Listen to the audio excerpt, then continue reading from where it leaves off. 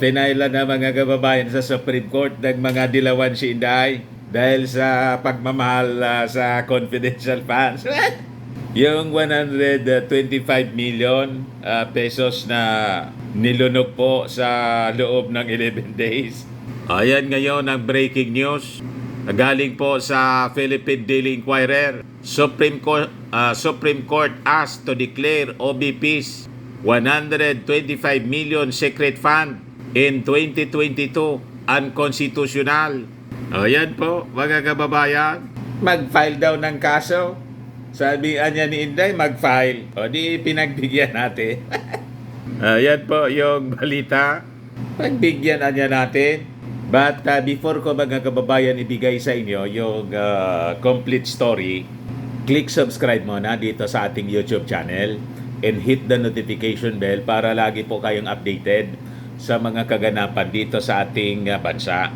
Like and share na rin po ninyo ng ating video.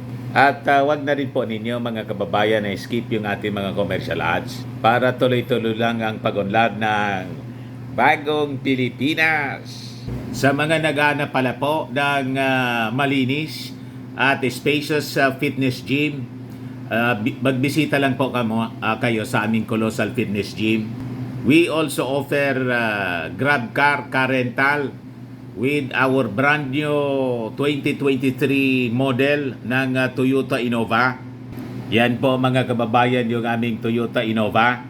Pwede rin kayo magbayad sa aming bayad center po ng inyong mga bill sa Meralco, PLDT at iba pa. Ang Colossal Fitness Gym tatagpuan mga kababayan sa 3rd floor, Security Bank Building, Landco Business Park, Legazpi City, Albay. For your inquiries, hanapin lang po ninyo yung aking anak, Gilon Maravillas. Yung contact number po niya, 0966-802-0949. Ayan po mga kababayan yung aming Colossal Fitness Gym. Napakarami na po ang mga pumupunta sa amin, mga kapamilya. Ang dami-daming tao na po. Yan po mga kababayan, oh. Yan ang aming cardio area. Di ba? Ang daming tao po. Yan, magdadagdag na po kami ng equipment. Ayos na ayos pa, mga kababayan. Ayan yung balita, mga kababayan. Mag-file daw, andyan ang kaso kami. Pagbigyan andyan natin. Ayan po si Inday. So sabi dyan mga kababayan sa balita, legal experts and former government officials lodged a petition asking Supreme Court to declare as unconstitutional last year's transfer of 125 million to the office of the Vice President as confidential fund. Tapos, mga kababayan, pinatulan ng mga dilawan. Yung challenge ni Inday. Challenge kasi po ni Inday during the congressional hearing. Nag-filean niya kayo ng reklamo sa husgado. Ayan, nag-file nga. Baka niya madamay niyan yung ating Pangulong Bongbong Marcos, Mr. Maravillas. Kasama na yan sa kailangang kaharapin. Kasi yung Office of the President po, yung naglipat ng pondo, humingi kasi si Inday. Talaga niya, Mr. Maravillas, suga pa. Anali naman po siya, nasuga pa. Sabi na lang po natin mga kababayan na yung pagmamahal ni Inday sa confidential funds ay parang pagmamahal mga kababayan ng baboy sa kaning baboy. Mas matindihan niya, Mr. Maravillas. Hindi po matunawan si Inday. Tingnan ninyo, nag-away-away na ngayon. Kaya napilitan po yung Kongreso na tanggalin ng tuluyan. Kasi yung 125 million nga po, parang kidlat po na naubos in 11 days. So, they urge the Supreme Court to order the Office of the Vice President na ibalik yung pera sa Treasury Department. Ayan po yung mga nag-file.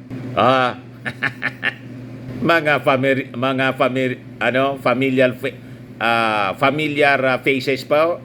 Di sino yan, Mr. Maravillas? O yan po, si former Vice Presidential Spokesperson of Lady Robredo and UP Law Professor Barry Gutierrez, Vicente Enting Romano, Attorney Katrina Monsod, si Christian Monsod, Attorney RP Santiago, Gas Lagman, at si Mary Nicolas.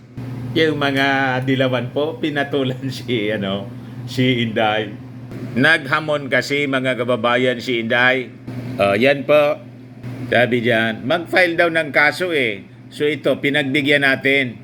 Sabi po ni Barry Gutierrez, Magno meanwhile said the petitioners are asking the Supreme Court to declare the 125 million confidential fund ng Office of the Vice President unconstitutional. We ask the Supreme Court to declare the 125 million confidential fund ng OBP unconstitutional, sabi po ni Magno. At kailangan niya may balik yung pera sa National Treasury.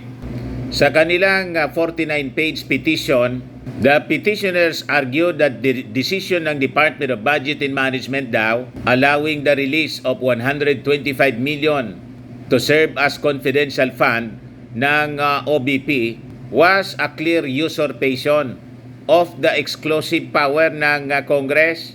Binaypasan niya yung authority ng Kongreso under sa 2022 General Appropriations Act, while there is a heading on confidential intelligence and extraordinary expenses, and a particular item with an appropriations for extraordinary and miscellaneous expenses, there is no item much more an appropriation para sa confidential or intelligence expense. Kaya malinaw that Congress did not intend to create any item for confidential expenses. At yung release ng pondo ng DBM to the Office of the Vice President is a clear usurpation of the exclusive power of Congress to determine how the budget should be spent.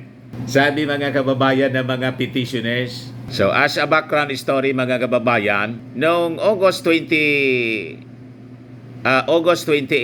during the deliberation ng 2024 proposed budget of the Commission on Audit, si ACA Teachers Party List Representative Franz Castro raised the issue of confidential funds, including how the OBP spent the 125 million pesos in only 19 days.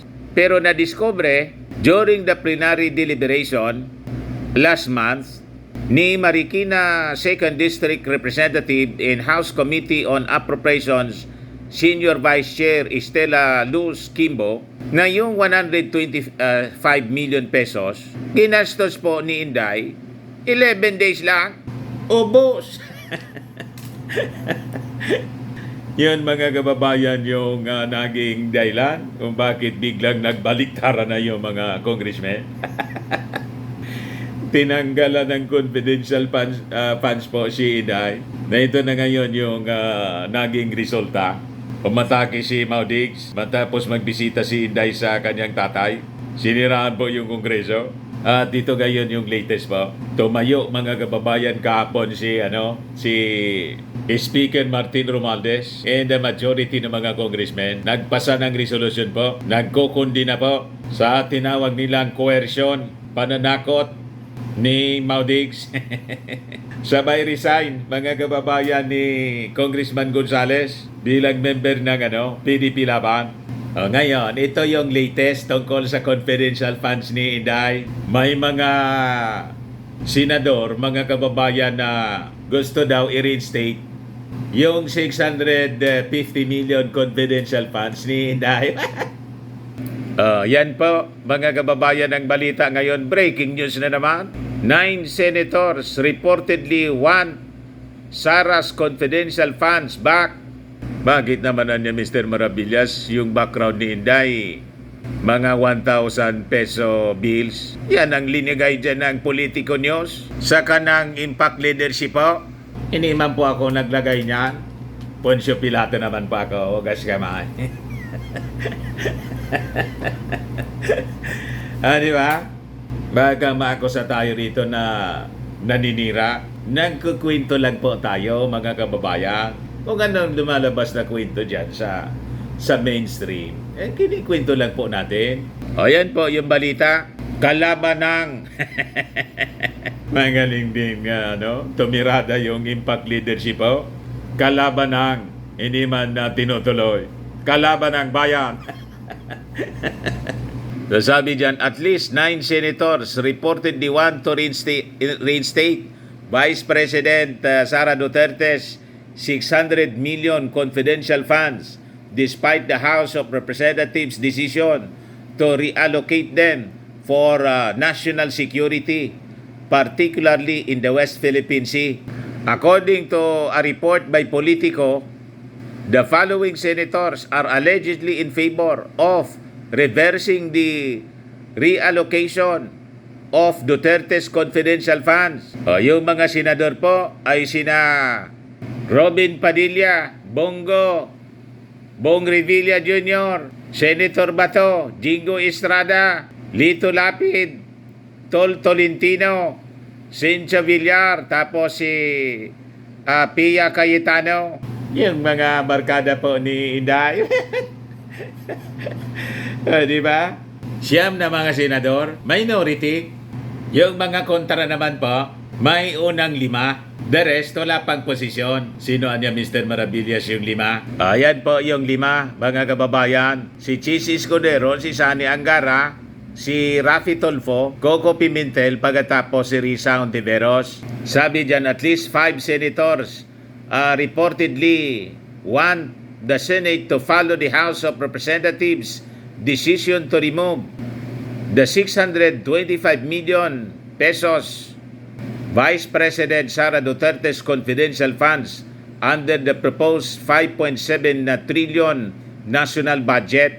Ayan pong combined confidential funds ng DepEd saka yung Office of the Vice President. So the rest of the senators wala pang posisyon, pero may siyam na gustong i-restore daw yung confidential funds ni Inday.